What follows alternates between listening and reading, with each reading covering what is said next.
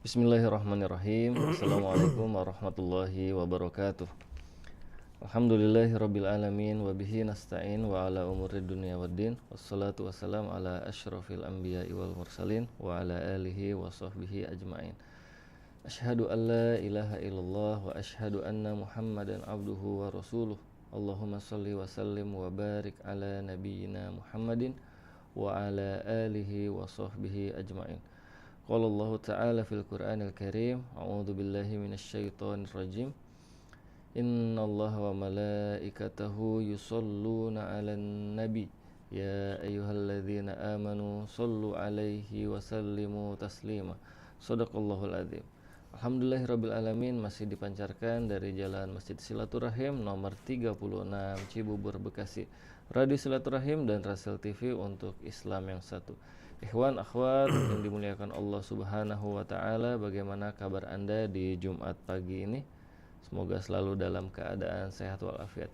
Senang sekali saya Fauzi Ridwanul Haq ditemani oleh Ondi Saputra dan juga Algi Fakhrul Razi dapat kembali menemani ikhwan akhwat dalam program Hikmah Pagi, kajian keluarga Islami edisi Jumat 7 Dzulqa'dah 1447 Hijriah dan juga bertepatan dengan tanggal 24 April 2026. Alhamdulillah bersama guru kita Ustadz Agus Sudarmaji. Beliau sudah hadir bersama kita. Kita sapa guru kita terlebih dahulu. Assalamualaikum warahmatullahi wabarakatuh, Ustaz. Waalaikumsalam warahmatullahi wabarakatuh, Bang Fauzi. Kabar baik, Ustaz? Alhamdulillah, ini Jumat pertama bulan Dzulqa'dah ya, Masya Allah. Alhamdulillah, kita dipertemukan kembali oleh Allah dalam bulan yang haram, Ustaz. Awal bulan haram kalau dalam hadis ya 4 bulan haram itu, Ustaz. Baik ikhwan akhwat, semoga kita Allah perkenankan di bulan haram ini dan Allah sampaikan usia kita di menuju Idul Adha insyaallah, amin. Semoga kesehatan juga dirasakan oleh ikhwan akhwat dimanapun Anda berada. Kami doakan semoga ikhwan akhwat dalam keadaan sehat walafiat, dan semoga kajian bersama Ustadz Agus ini dapat menemani ikhwan akhwat dalam segala aktivitas di Jumat pagi, masih di rumah bersama keluarganya. Dan juga bagi ikhwan akhwat yang sudah keluar dari rumah mencari nafkah, mencari ma'isyah untuk keluarga, kami doakan semoga dalam keadaan sehat walafiat dan selamat sampai pulang kembali bertemu dengan keluarganya masing-masing. Baik ikhwan akhwat, Jumat yang lalu kita sudah belajar bersama Ustadz Agus tentang meneladani keluarga Abu Bakar As-Siddiq. Insyaallah pada Jumat kali ini kita masih melanjutkan pembahasan tentang sahabat, yaitu sahabat Abu Bakar As-Siddiq dengan tema teladan pendidikan keluarga Abu Bakar As-Siddiq. Ini ada pendidikannya yang perlu kita garis bawahi nanti, apa saja ibroh dan ilmu-ilmu tentang pendidikan yang perlu kita ambil pelajarannya dari Ustadz Agus nanti. Semoga dapat bermanfaat untuk kita semua. Namun sebelumnya bagi ikhwan akhwat yang ingin bertanya, berpartisipasi dapat menyampaikan pertanyaan di 08111999720, dan bagi Anda yang ingin berinteraksi dengan Ustadz dapat menghubungi di 0218451512. Mari kita berdoa menuntut ilmu terlebih dahulu. Bismillahirrahmanirrahim. Rabbana ighfir lana dzunubana wa liwalidina warhamhum kama rabbawna shighara. Rabbis shrah li sadri wa yassir li amri wahlul 'uqdatam min lisani yafqahu qawli. Allahumma inna nas'aluka ilman nafi'an wa rizqan thayyiban wa amalan mutaqabbalan. Baik ikhwan akhwat, mari kita dengarkan ilmu yang akan disampaikan oleh Ustadz Agus tentang teladan pendidikan dari keluarga Sayyidina Abu Bakar As-Siddiq. Tafadhal Ustadz. Bismillahirrahmanirrahim. Assalamualaikum warahmatullahi wabarakatuh. Waalaikumsalam. Alhamdulillahi rabbil alamin, alladzi hadana lihadza wa ma kunna linahtadiya laula an hadanallah. Asyhadu an la ilaha illallah wahdahu la syarikalah wa asyhadu anna Muhammadan abduhu wa rasuluhu la nabiyya ba'dah. Allahumma shalli wa sallim wa barik ala nabiyyina Muhammadin wa ala alihi wa ashabihi wa man tabi'ahum ila yaumil qiyamah.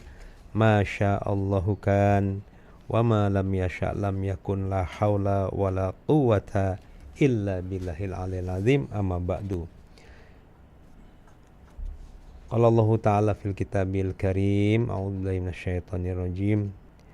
Wal asri innal insana lafi khusrin illa alladzina amanu wa amilus solihat wattawassaw bil haqqi wattawassaw bis sabr. Shadaqallahul azim. Amma ba'du, ikhwan dan akhwat rahimakumullah. Selamat berjumpa kembali dengan kami di rubrik bimbingan keluarga Islami setiap Jumat pagi ya. Saya ditemani beberapa rekan kru Rasil. Ada Bang Fauzi Ridwanul Haq ya.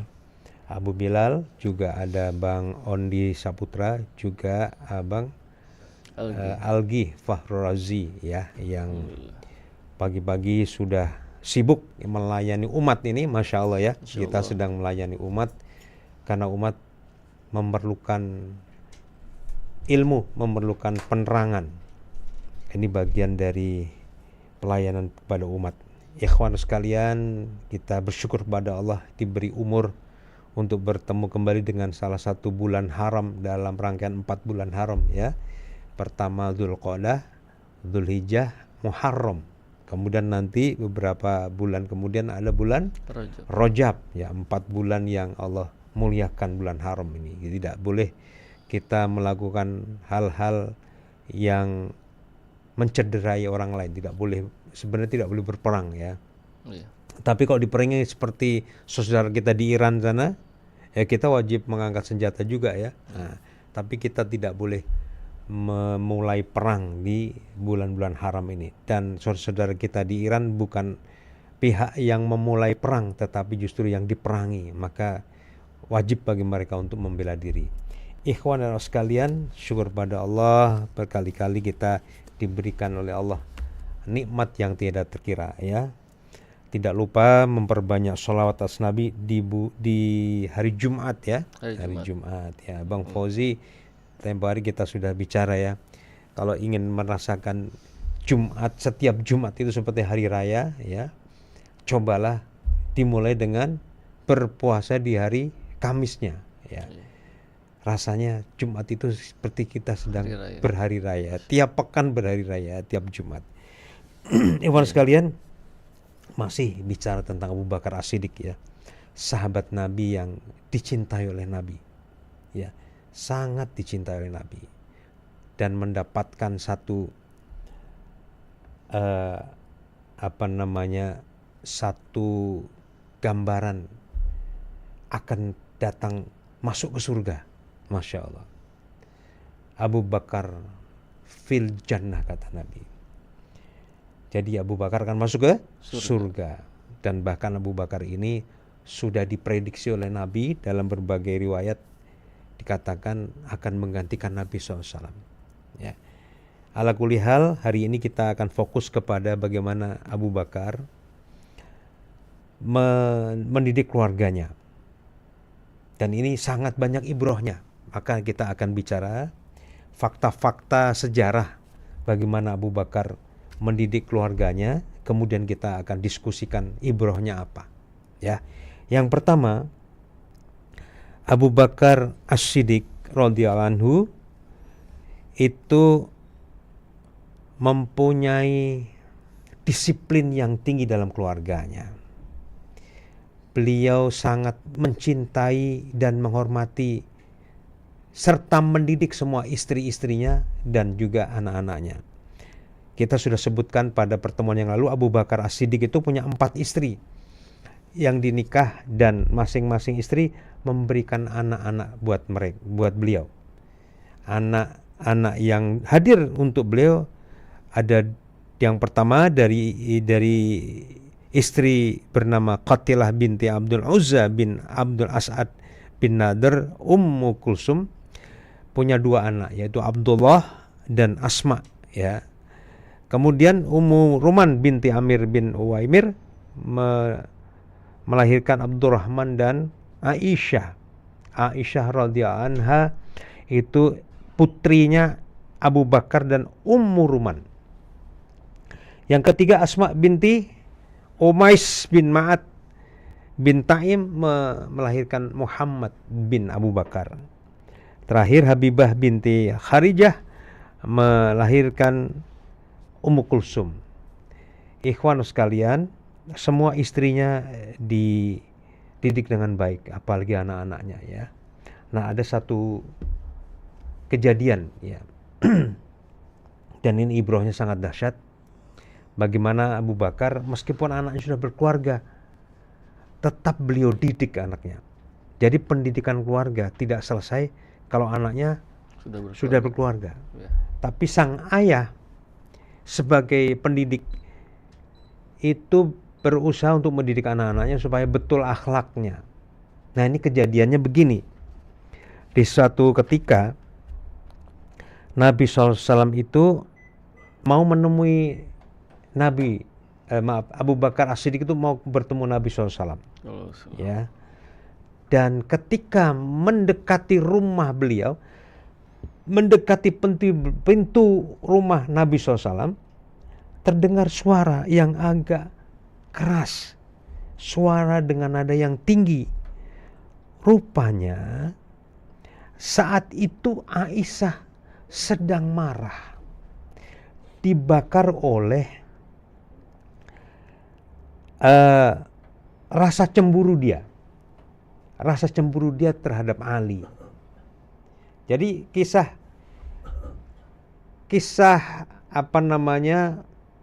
sengketa, kalau disebut sengketa ya, kisah perbedaan pendapat sampai kepada sengketa, bahkan nanti terjadi perang, itu terjadi antara Aisyah dan Ali ibn Abi Thalib. Nah, saat itu Abu Bakar mendengar ada teriakan, dan itu dari suara Aisyah. Aisyah itu kan putri beliau, sehingga Abu Bakar paham betul suaranya ya.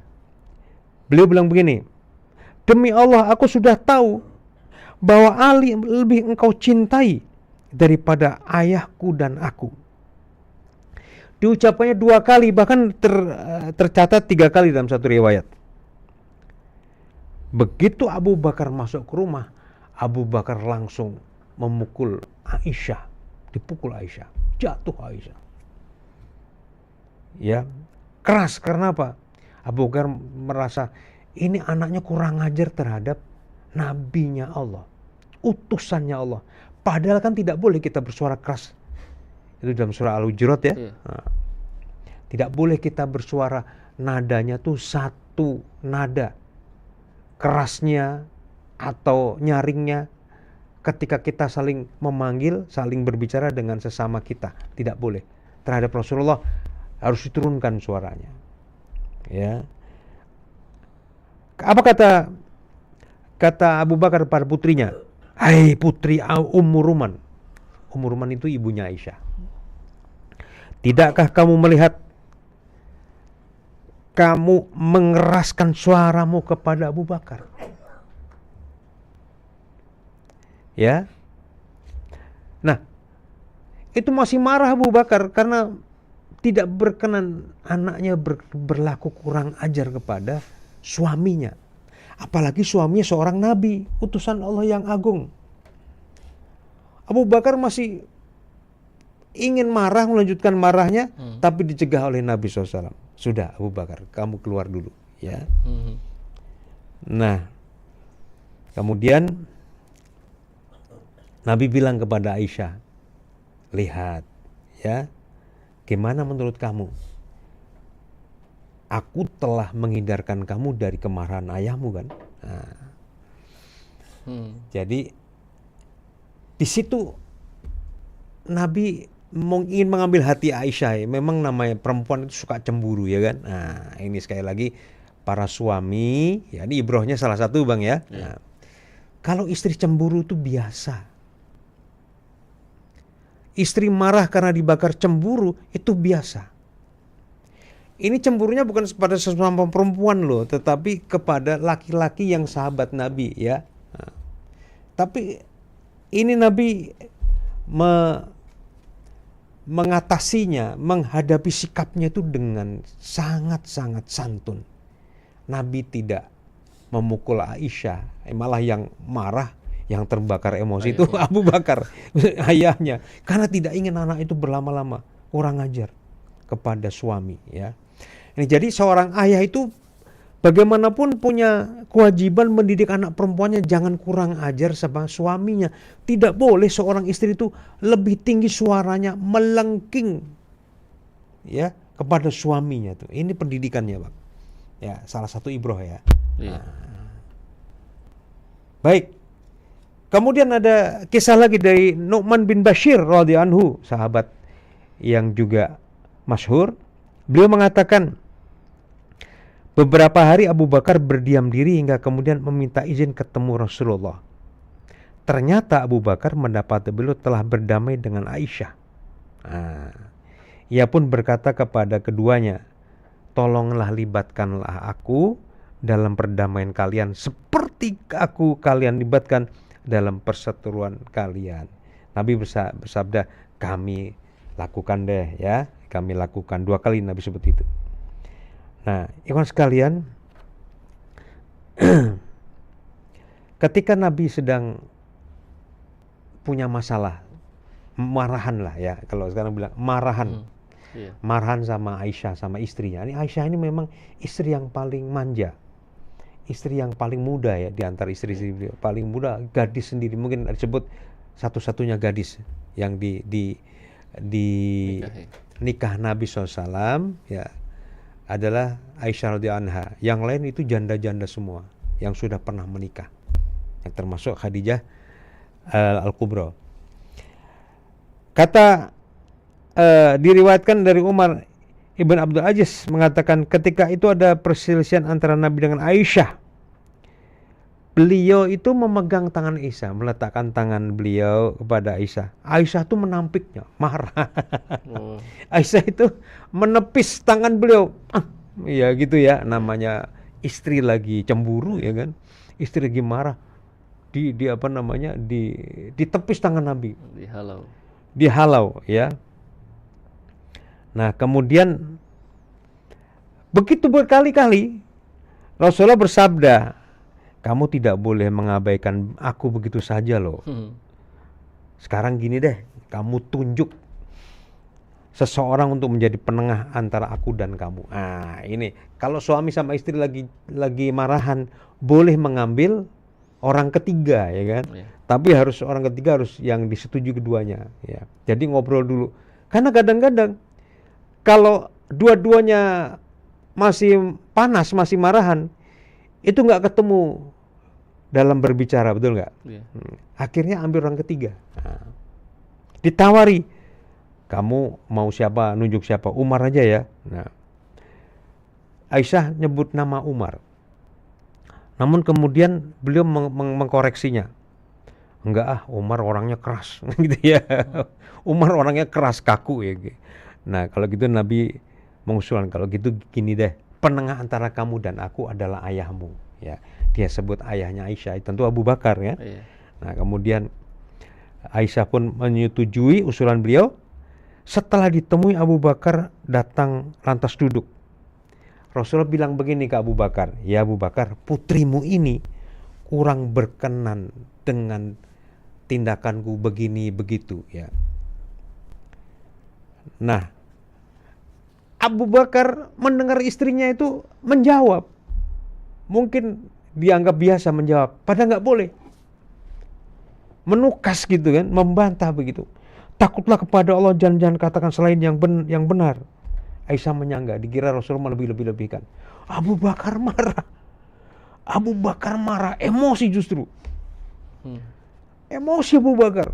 Karena apa? Aisyah mengatakan kalau Nabi itu seolah-olah mengatakan sesuatu yang tidak benar. Disuruh takut sama Allah. Itu karena lu ungkapan marahnya seorang istri ya. Wah, Abu Bakar yang emosi, Nabi diam saja. Dipukul tuh istri Aisyah, bahkan dipukul, ditampar di wajahnya sampai jatuh. Ya, hingga terstungkur. sampai bilang begini, hai musuh dirinya sendiri, ya, kepada Aisyah, ya kan, celaka kamu itu, kamu dan ayahmu mengatakan benar sementara Rasulullah tidak mengatakan yang benar. Nah, jadi dipikir dia lebih benar ucapannya daripada Rasulullah. Itu durhaka sebenarnya. Durhaka itu. Bukan saja durhaka pada Abu Bakar sebagai ayah, ini durhaka kepada Rasulullah. Bagaimana tidak emosi sang Abu Bakar, ya? Sang ayah itu, Masya Allah. Kemudian Abu Bakar tuh masih marah itu Abu Bakar. Pengen mencari pelepah ini, pelepah pisang atau pelepah kurma gitu ya. Nah, Nabi tahan. Karena Abu Bakar udah dapat pelepah nih. Rasulullah melihat Aisyah lari ke belakang Rasulullah, pegangan punggungnya kan kencang begitu ya, memegang punggung Rasulullah, berlindung daripada kemarahan Abu Bakar, ya kan? Rasulullah mungkin senyum-senyum gitu ya. Wahai Abu Bakar, sesungguhnya kami tidak menginginkan kamu bertindak seperti itu, ya, berlebihan mungkin ya Abu Bakar karena marahnya. Aku bersumpah kepada kamu sebaiknya kamu keluar dulu deh. Nah, Nabi senyum-senyum kan. Setelah Abu Bakar keluar, Aisyah berdiri langsung duduk di sisi yang lain. Rasulullah kemudian memanggilnya, namun ia enggan mendatangi beliau. Jadi masih marah tuh. Aisyah masih marah. Nah, Nabi kemudian menggodanya kan. Nah, kalau disebut menggoda kan antara suami istri kan boleh kan. Nah, menghiburnya. Kamu tadi erat memegang punggungku berpegangan, ya kan, berlindung dari ayahmu kan. Aisyah diem aja ya. Jadi ini memperlihatkan bagaimana apa ya, gejolak cinta di antara dua hamba Allah itu yang luar biasa ya, antara Nabi dan istrinya itu, Masya Allah. Dan Abu Bakar tidak berkenan kalau sang istri itu berlaku bertutur kata yang berlebihan, tidak boleh. Nah, jadi Masya Allah, Abu Bakar itu mencoba untuk adil, tidak membela anaknya, bayangkan itu ya. Nah, jadi ini kepada para ayah yang anaknya sudah berkeluarga, hari kita adil. Abu Bakar tidak serta-merta membenarkan anaknya kalau memang salah anaknya, ya, tetapi juga bagaimana mantunya itu di mana benarnya, di mana salahnya itu beliau pertimbangkan dengan objektif. Itu adalah sikap yang adil, ya. Anak meskipun sudah keluarga diluruskan perilakunya, ya. Nah, jadi di sini Masya Allah Abu Bakar mendidik anaknya sampai sudah berkeluarga, ya. Nah, berikutnya kita akan bicara tentang suatu peristiwa yang besar, ya, bahkan disebut mungkin sangat besar, dan ini menjadi rujukan hukum yang sangat banyak ya dalam hubungan antar manusia, dalam hubungan antar strata sosial yang berbeda antara kaum satu dengan kaum yang lainnya, ya, yaitu kisah yang masyhur dengan julukan hadisul ifki. Hadis itu, perkataan ifki itu bohong, perkataan yang bohong atau sebut berita yang bohong. Kalau sekarang mungkin hoax ya, fake news. Apa yang terjadi? Jadi ceritanya begini. Dalam suatu perjalanan peperangan, Nabi itu sering mengundi istri-istrinya untuk ikut perang, Masya Allah ya. Nabi SAW itu mengajak istrinya perang. Untuk apa? Mungkin satu, mendidik para istrinya. Yang kedua, untuk keperluan-keperluan tertentu. Nabi SAW tidak ingin diurusi oleh orang lain, tapi diurusi oleh istrinya sendiri. Itu Masya Allah ya. Nah, kali ini yang mendapatkan giliran menemani beliau adalah Aisyah binti Abu Bakrin radhiyallahu anha ya. Nah, kisahnya peperangan yang terjadi di sekitar tahun ke-5 dan 6 Hijriah, yaitu perang Muraisi.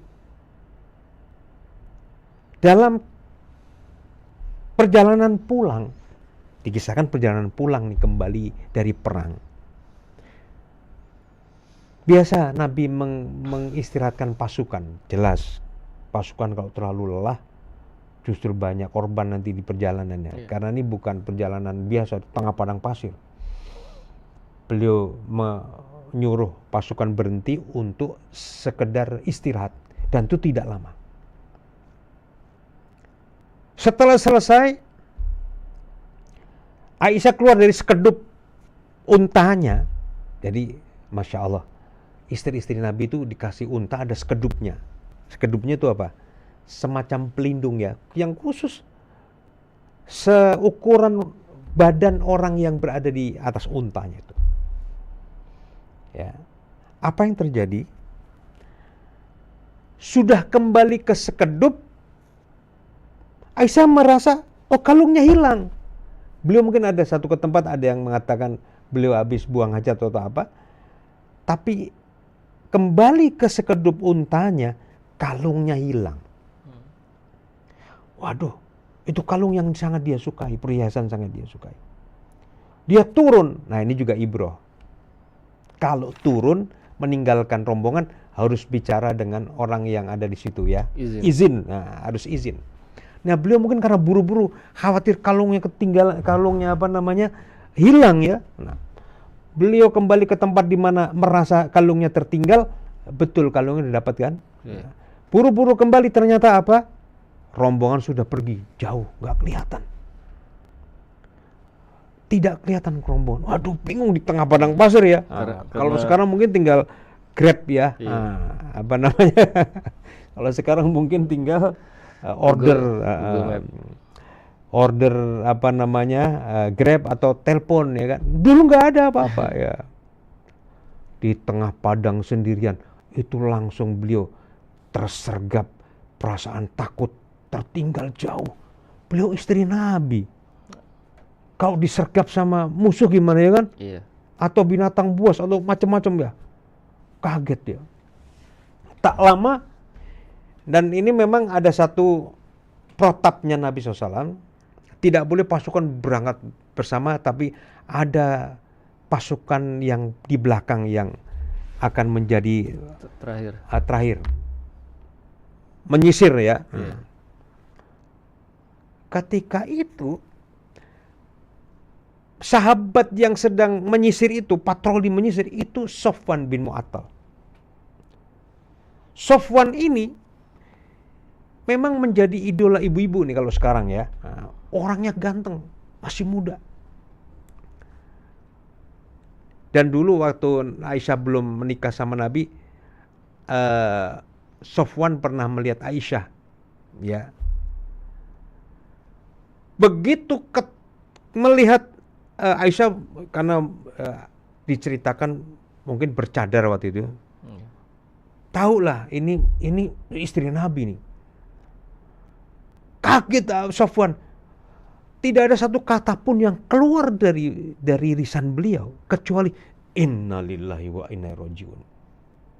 Kemudian belum nggak ngomong tuh Sofwan tuh. Sama sekali nggak ngomong. Nggak nyapa. Nggak menyapa. Pokoknya dipersilakan, bahkan ngelihat aja tidak. Oh gitu. Ini menghadapnya sahabat Rasulullah, apalagi seorang petempur ya. Dia seorang perwira di bawah pasukannya Nabi SAW. Disuruh naik ke unta beliau kan. Nah, naiklah. Tidak melihat, tidak bersentuhan, apalagi ya. Tidak bicara. Ya. Kemudian apa? Sofwan buru-buru. Karena dia menguasai medan ya. Karena seorang petempur, seorang tentara. Dia tahulah. Akhirnya ceritanya bisa mengejar rombongan yang sudah berjalan agak jauh itu. Masya Allah. Tapi kisah tidak berhenti di situ. Justru ini awal dari kisah yang panjang. Ya, Masya Allah. Ya, ada yang bilang Sofwan menuntun. Ini dituntun. Tidak, Sofwan berada, ini kalau orang pikirannya negatif, udahlah, nggak mau repot ya kan, untanya dinaikin, yang dibonceng gitu. Iya. Tidak, ini sahabat Nabi ini memang orang takwa, orang yang soleh. Iya. Ada yang mengatakan dituntun sampai Madinah karena pasukan udah sampai Madinah rombongan, atau terkejar agak jauh itu. Intinya Sofwan tidak melihat beliau, tidak ngomong sepatah kata pun sepanjang perjalanan. Nah, ini adab juga ya terhadap perempuan yang bukan muhrim, jangan banyak ngomong. Ya, apalagi kalau berdua ya. Udah Sofwan kemudian mengantar itu Aisyah, sampailah ketemu rombongan. Apakah sudah masuk Madinah atau belum, itu tidak ada keterangan yang lebih detail ya. Nah, kemudian saya tidak menemukan itu, mungkin dari kitab yang lain ada ya. Nah, apa yang terjadi? Ini yang digarap, direkayasa, digoreng sana, digoreng sini oleh kaum munafik yang memang saat itu masih ada di Madinah. Digelontorkanlah isu perselingkuhan. Wah, perselingkuhan antara Aisyah dengan Sofwan. Dua-duanya masih muda ya kan. Apalagi Sofwan itu menjadi idola kaum ibu kan. Waduh, ini berita besar ini.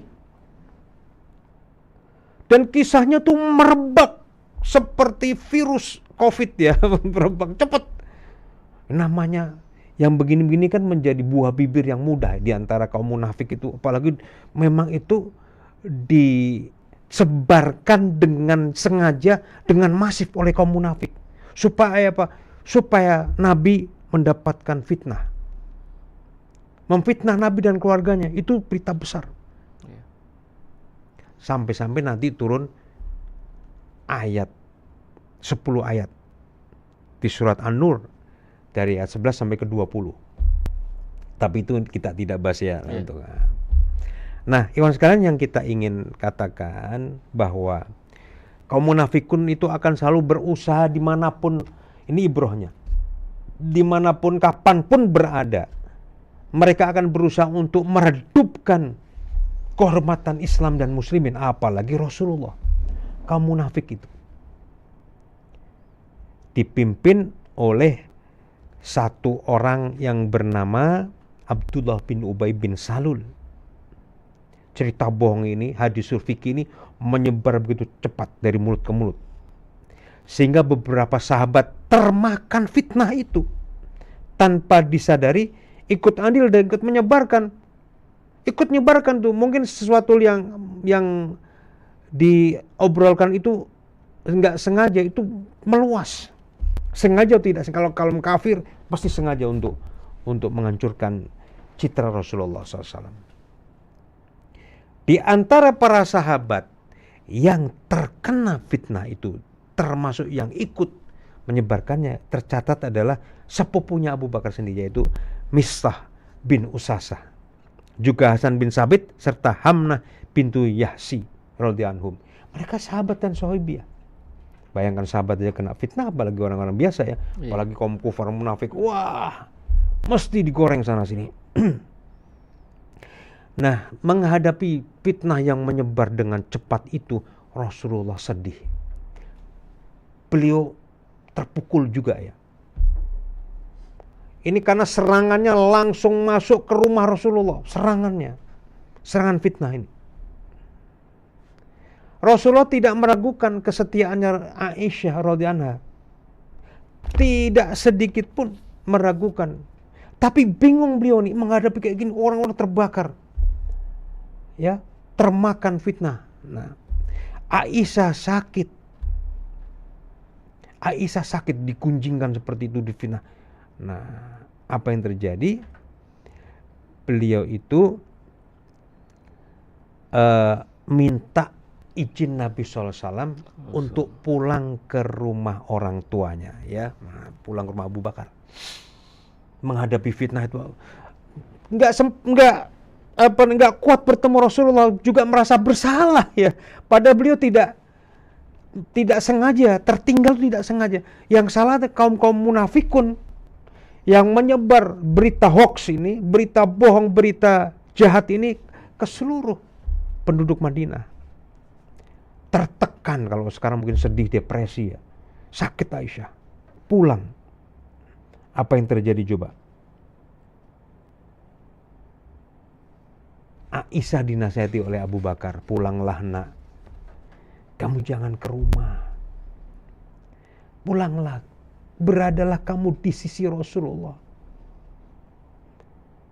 Ya, diantar sama ayahnya pulang. Nah, yang menarik begini. Aisyah itu sholat, minta doa kepada Allah Subhanahu wa taala supaya apa? Ini orang, Aisyah itu orang alim ya. Bunda radhiyallahu anha ini orang yang alim. Ya Allah, beritahukanlah Rasulullah ya Allah kejadian yang sebenarnya, supaya beliau juga tidak sedih lagi, supaya beliau juga punya kekuatan hati lagi. Tapi beritahukanlah kepada beliau dalam bentuk ilham.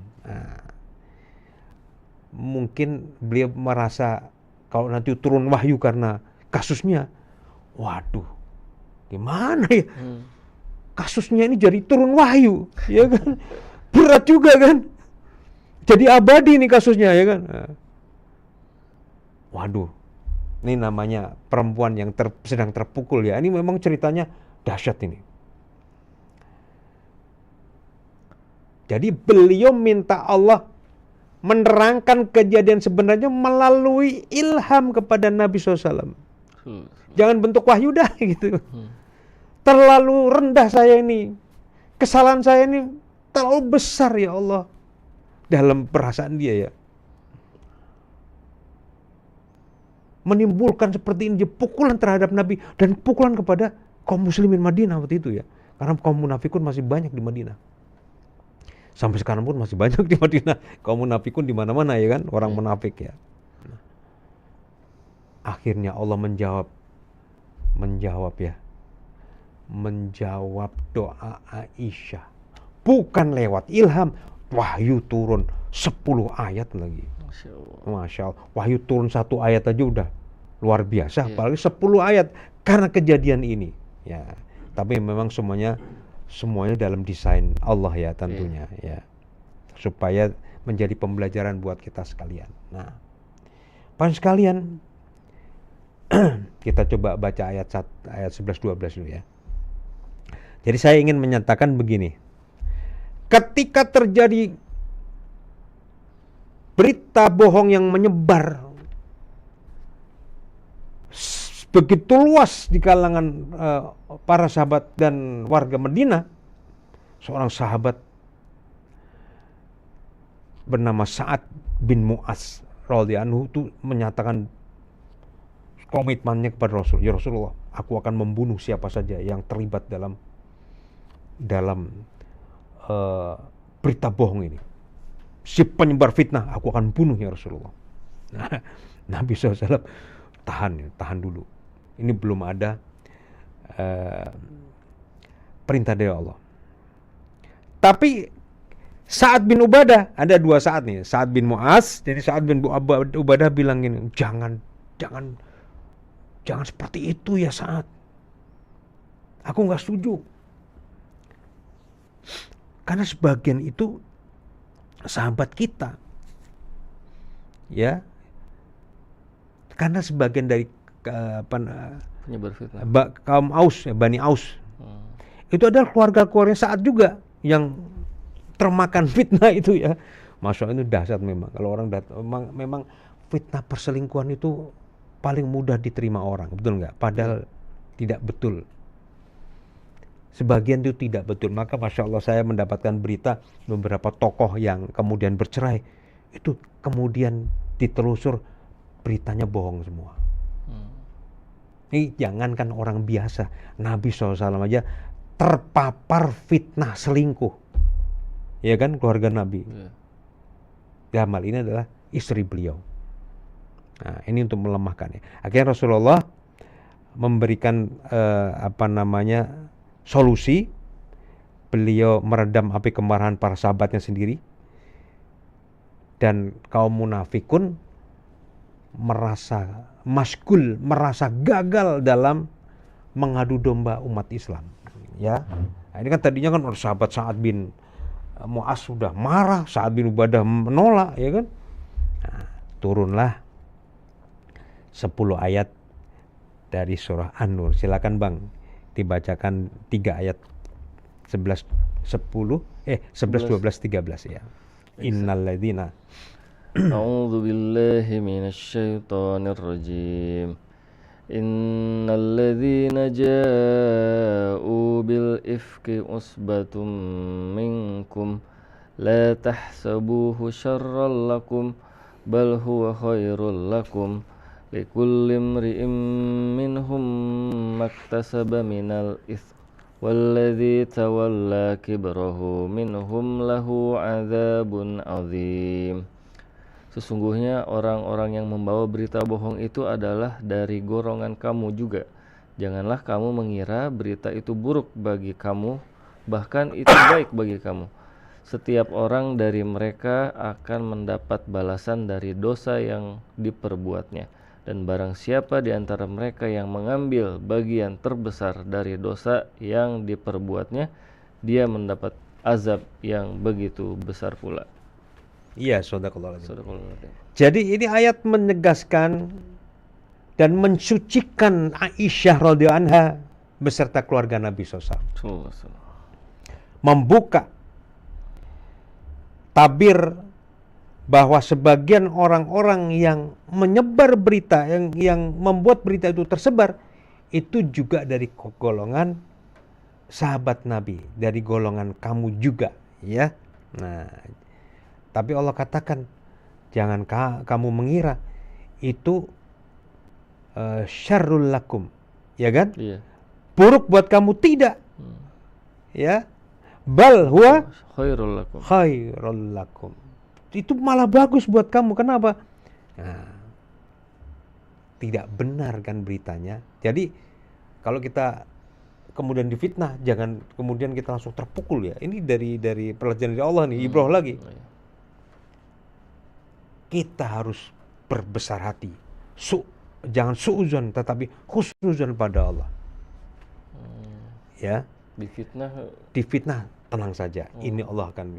Ya kan? Ini kan. Iya. Bal khairul lakum. Masya Allah. Nah, jadi orang-orang yang diantara penebar berita itu yang ikut membiarkan berita itu tersebar, itu bertingkat-tingkat kesalahannya. Ada yang sekedar kayaknya begitu deh. Nah, ada yang bilang justru menceritakan, kamu tahu nggak gini. Oh, kalau berita bohong kita jangan ikut nyebar, kita diem aja.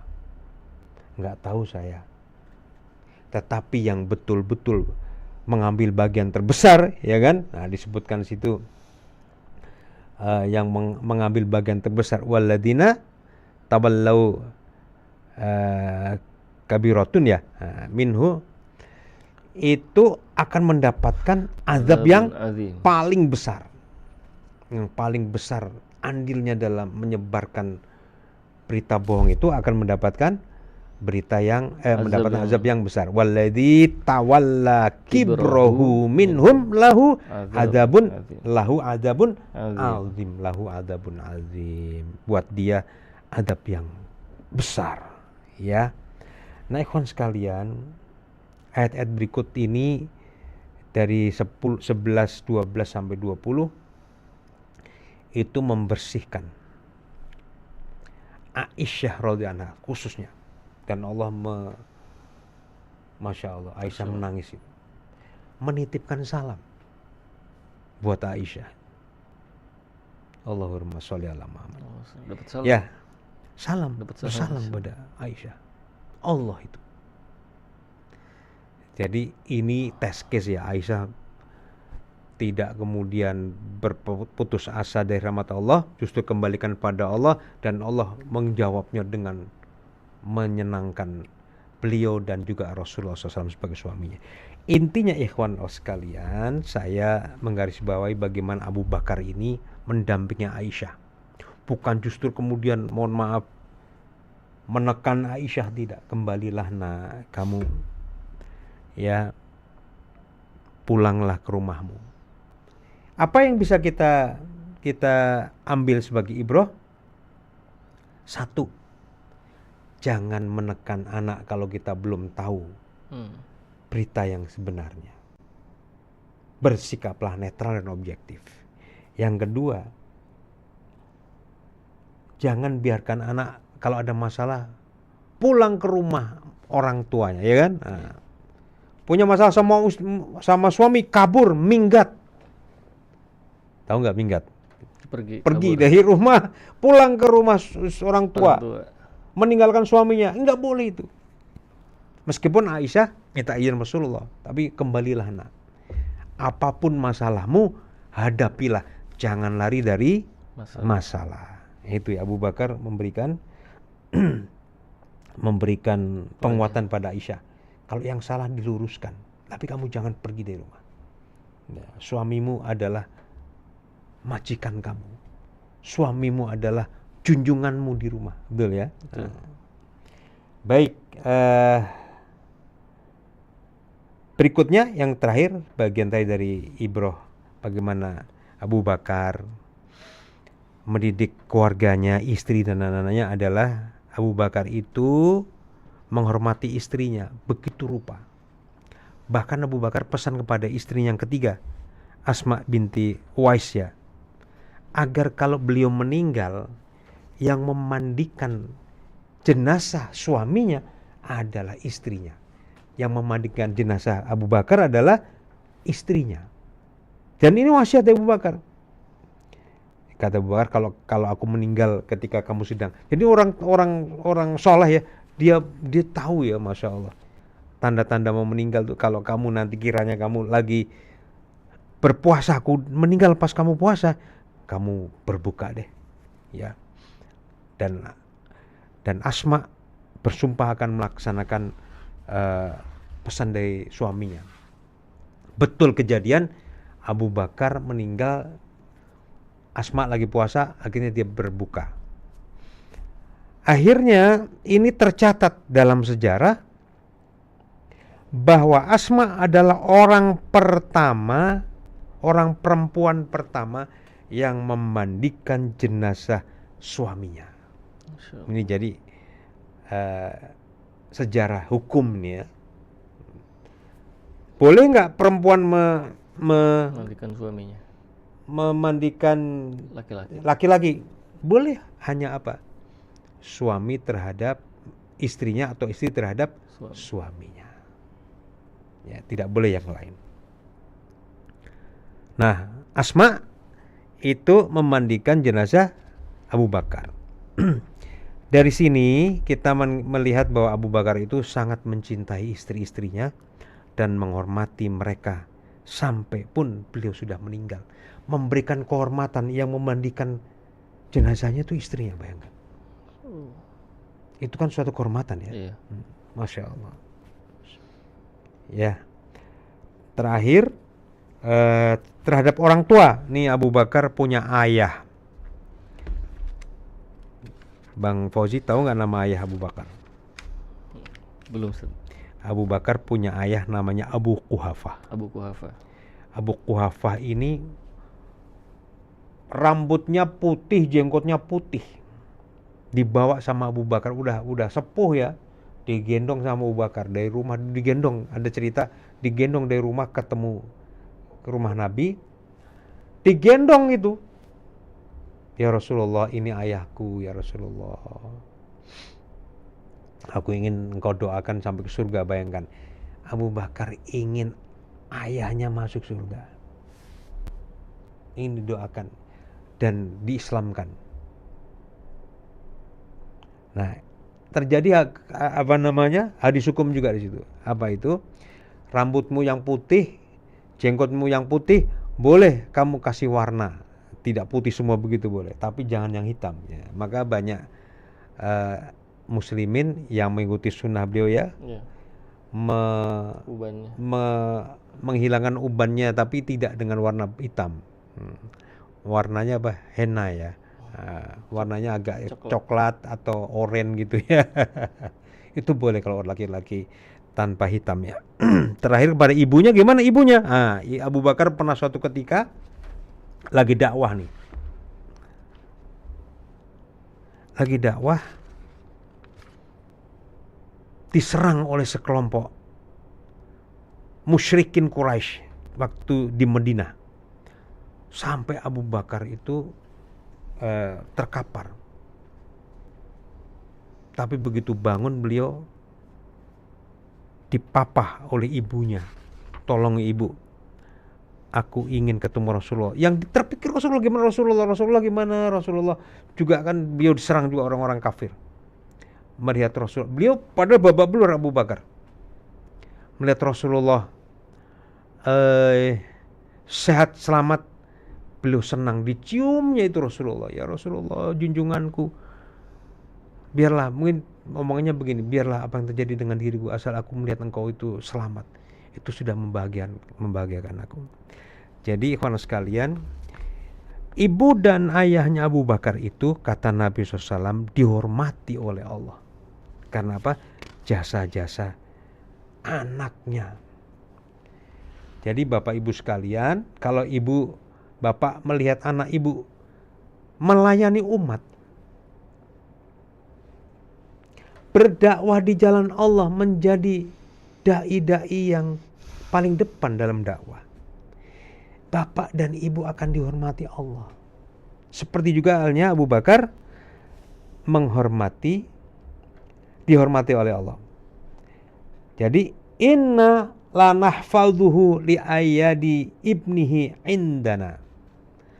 Sesungguhnya kami menjaganya lantaran jasa-jasa putranya, yaitu Abu Bakar pada kami. Jadi ayahnya ibunya tuh dijaga oleh Nabi SAW, dijaga oleh Allah, dihormati. Maka itu Masya Allah ya, Abu Bakar itu menjadi seorang anak, menjadi seorang suami, menjadi seorang ayah yang terbaik buat keluarganya. Ya, karena apa? Beliau mendapatkan bimbingan langsung dari Nabi SAW. Ya, beliau mendapatkan model yang terbaik dari Nabi SAW. Demikian, wallahu a'lam bissawab. Alhamdulillahirabbil alamin. Jazakumullah khairan katsiran Ustaz atas ilmu tentang teladan ibrah dari keluarga Abu Bakar As-Siddiq, itu pada putrinya Siti Aisyah binti Abu Bakar. Baik ikhwan akhwat, kita sekarang akan sesi kedua, sesi diskusi bersama ikhwan akhwat. Alhamdulillah ada Ibu Ani Hufaidah menyimak, mendengarkan siaran pagi bersama Ustadz Agus. Ada juga Bapak Musyawir bin Abdul Bashir, alhamdulillah setia menyimak. Kemudian Bapak Ibu Dharma di Bekasi, alhamdulillah menyimak. Ibu Lishe, Bapak Fajar, Ibu Anggit juga alhamdulillah menyimak. Bapak Budi. Kemudian kita akan bacakan pertanyaan dari Ibu Fani, Ustaz. Ibu Koni. Ibu Fani. Ya. Assalamualaikum warahmatullahi wabarakatuh, Ustaz. Waalaikumsalam warahmatullahi wabarakatuh. Saat ini kita hidup di akhir zaman yang penuh dengan fitnah, Ustaz. Ya. Bagaimana tauhid menjadi benteng akhir menghadapi fitnah di akhir zaman ini, Ustaz? Kemudian Ustaz, masih bolehkah orang tua ikut campur dalam rumah tangga anaknya? Banyak perceraian terjadi karena orang tua yang terlalu ikut campur di rumah tangga anaknya yang telah menikah, Ustaz. Demikian, mohon nasihatnya. Ya, Masya Allah. Bismillahirrahmanirrahim. Shalli ala Muhammad wa ala ba'du. Ibu Fani, terima kasih. Setiap Jumat pagi Ibu selalu hadir, menyimak, bahkan berinteraksi ya. Alhamdulillah, Masya Allah. Alhamdulillah, barakallahu fik. Pertama, betul kita sudah berada di zaman akhir atau akhir zaman. Dan fitnah ini menghempas begitu rupa. Dahsyat. Salah satu fitnah terbesar adalah betapa umat manusia semakin jauh dari ilmu. Kalau semakin jauh dari ilmu, berarti yang dipakai adalah nafsu. maka kegelapan fitnah ini. Dan Nabi SAW, Ibu, menyuruh kita untuk berhati-hati terhadap fitnah ini.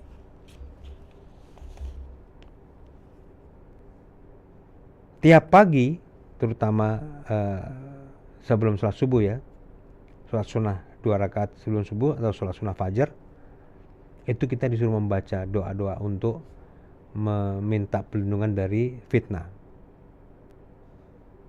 Allahumma inni a'udzubika min adzabin nar wa min adzabil qabri wa min fitnatil mahya wal mamat wa min syarri fitnatil masihid dajjal. Ya Allah ya Rabb, lindungilah aku dari siksa neraka. Amin. Yang kedua, lindungilah aku dari siksa kubur. Yang ketiga, lindungilah aku dari fitnah kehidupan dan kematian. Dan lindungilah aku dari kejinya fitnah dajjal. Amin. Ya. Itu yang pertama, membentengi diri kita, minta berdoa. Yang kedua, kok terjadi fitnah yang begitu dahsyat, Nabi suruh kita itu berjamaah. Talzamu jamaatul muslimin wa imamahum. Itu perintah Nabi. Jadi kita nggak boleh hidup sendiri-sendiri. Temukan jamaah itu di mana. Ya Ibu, nanti kalau ada kesempatan di Google hadis Nabi tentang menghadapi fitnah untuk berjamaah, harus ketemu. Hidup berjamaah seperti apa? Cari yang sudah orang berjamaah, punya imam, kemudian ditaati oleh makmumnya. Jadi berjamaah itu memang wajib, apalagi di akhir zaman ini, Bu. Ya. Cari kaum muslimin yang sudah berjamaah. Kalau tidak, kita akan selamanya berada dalam kegelapan, dalam hempasan fitnah akhir zaman yang dahsyat ini. Jadi salah satu yang menyelamatkan kita dari fitnah akhir zaman adalah hiduplah berjamaah. Yang kedua, tentang campur tangan orang tua dalam rumah tangga. Dalam hal campur tangan memang nggak boleh ya, karena masing-masing sudah mandiri. Tetapi yang kita lihat dari kisah Abu Bakar sebatas menasehati. Tidak mendetail. Abu Bakar misalnya anak mau beli rumah, yang memutuskan rumahnya seperti apa, di mana, itu nggak boleh orang tua, biarkan mereka. Ya. Abu Bakar tidak banyak campur tangan. Tidak mau campur tangan. Bahkan Abu Bakar, pulanglah ke rumah, ya kan. Jangan apa-apa, kamu kalau nanti ribut sama suamimu, pulang ke rumah. Waduh, ini campur tangan, itu intervensi, ya kan. Itu intervensi dalam keluarga anak itu tidak boleh. Jadi sebatas melihat mana yang benar, mana yang salah diluruskan, yang betul dikuatkan. Itu Bu ya. Nah, tadi Ibu Fani tidak menyebutkan secara rinci apa saja yang disebut campur tangan ini ya. Campur tangan terhadap keluarga anak kita hindari, kecuali apa? Memberi nasihat pada anak-anak, apalagi tentang kewajiban dalam hal beragama. Apa kewajiban suami terhadap istrinya? Kewajiban istri terhadap suaminya. Ini mesti diingatkan anak-anak, betul nggak? Betul. Melihat sang suami, ya, anak ibu yang laki-laki misalnya, mohon maaf, ada yang masih kurang apa ya? Kurang semangat dalam mencari nafkah buat anak istrinya, dinasihati. Malas-malasan gitu. Rokoknya kuat, ya tuh, wah ini. Kan ada ini. Anak laki-laki kurang semangat mencari nafkah, tapi rokoknya semangat. Sehingga tega-teganya mengambil bagian belanja untuk keluarga, hari-hari belanja dapur, diambil juga untuk rokok dia. Zulim. Ini zolim ini, zolim ini. Ini kalau ini bukan campur tangan, ini kewajiban. Ya, nasihati, kamu keluar nak, cari rezeki. Kalau para sahabat dulu kan, Masya Allah, ada himbauan untuk memperbanyak sodakoh, untuk membiayai peperangan ya. Ya, seperti terjadi sekarang di Iran itu. Iya. Ada dari pimpinan tertinggi Iran, dari pemerintah Iran untuk para warga Iran, rakyat Iran itu menyumbangkan ya. Ada yang datang bawa apa? Tabungan itu, tabungan celengan itu. Masya Allah. Dibuka di situ juga, pecahkan. Wah, ada duit ya, berapapun.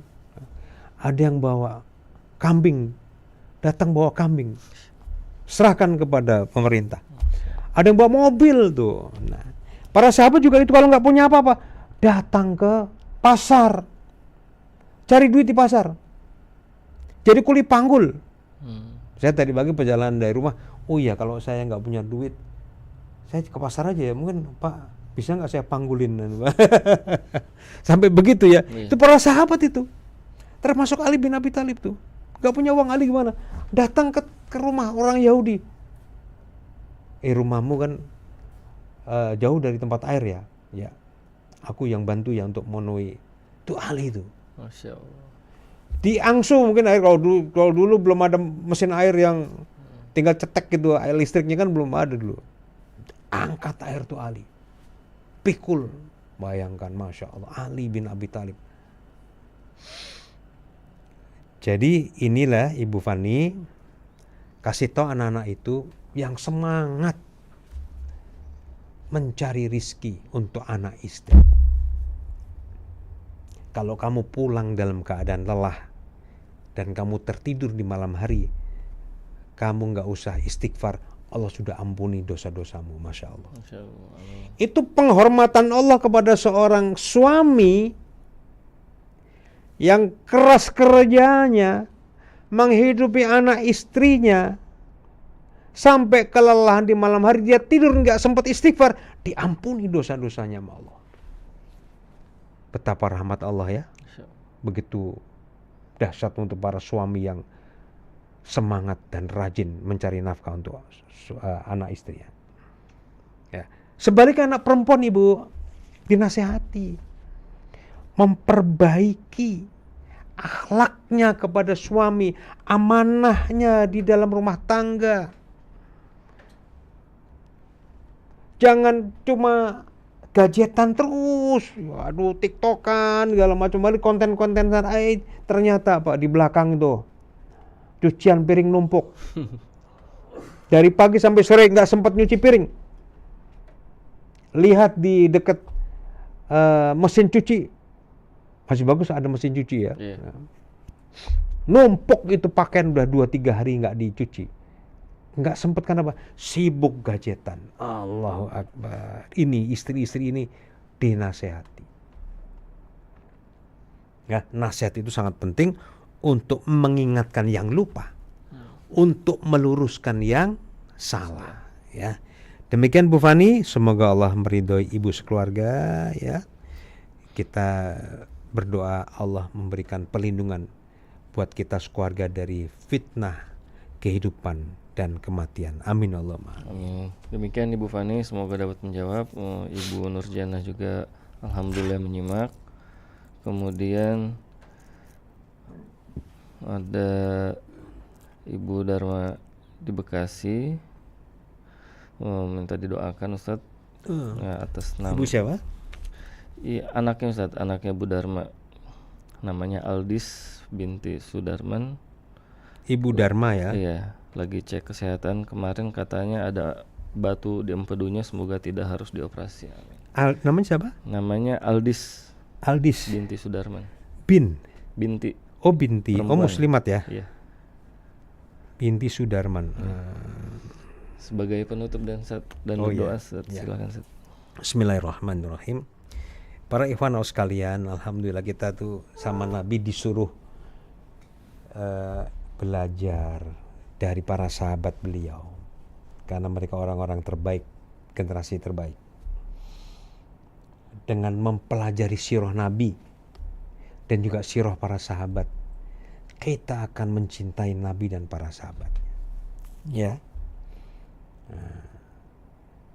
kita melihat Abu Bakar ini sosok yang santun tetapi tegas beliau. Kalau sudah masalah prinsip, beliau tidak kompromi, ya. Nah, marilah kita banyak lagi membaca kisah-kisah tentang Abu Bakar yang Masya Allah, kalau dirinci itu, waduh, kita menjadi orang yang kepingin seperti Abu Bakar, ya. Kemudian kita doakan buat Ananda Aldis, ya, binti Sudarman, dan juga anak-anak kita atau bagian dari kita yang sedang sakit, ya. Kita berdoa untuk pertolongan dari Allah Subhanahu wa taala. A'udzu minasyaitonir rajim. Bismillahirrahmanirrahim. Alhamdulillahirabbil alamin. Allahumma shalli wa sallim wa barik ala nabiyyina Muhammadin wa ala alihi wa sahbihi ajmain. Hamdan yuwafi ni'amahu wa yukafi mazidah. Amin. Ya Rabbana lakal hamd kama yanbaghi li jalal karim wa 'azimi sultanik. Allahumma Rabbana inna sami'na munadiya yunadi lil imani an aminu bi rabbikum fa amanna. Rabbana faghfir lana dzunubana wa kaffir anna sayyi'atina wa tawaffana ma'al abrar. Rabbana wa atina ma wa'atana ala rusulika wa la tukhzina yaumal qiyamah innaka la tukhliful mi'ad. Allahumma rabbana hab lana min azwajina wa dhurriyyatina qurrata a'yun waj'alna lil muttaqina imama. Allahumma rabbana fir lana wa li ikhwanina alladhina sabaquna bil iman wa la taj'al fi qulubina ghillan lil ladzina amanu rabbana innaka ra'ufur rahim.